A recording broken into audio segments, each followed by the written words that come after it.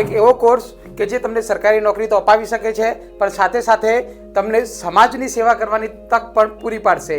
એટલે કે આ કોર્સનું નામ છે MSW.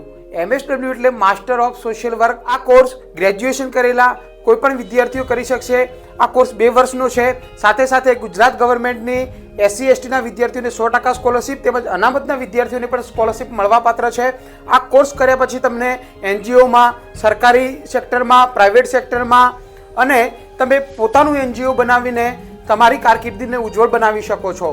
સાથે સાથે આ જે કોર્સ છે એમાં બહુ ઓછી કોમ્પિટિશન હોય છે, તો સરકારમાં વિભાગોમાં પણ તમે આ તમારું નસીબ અજમાવી શકો છો અને સરકારી નોકરી મેળવી શકો છો.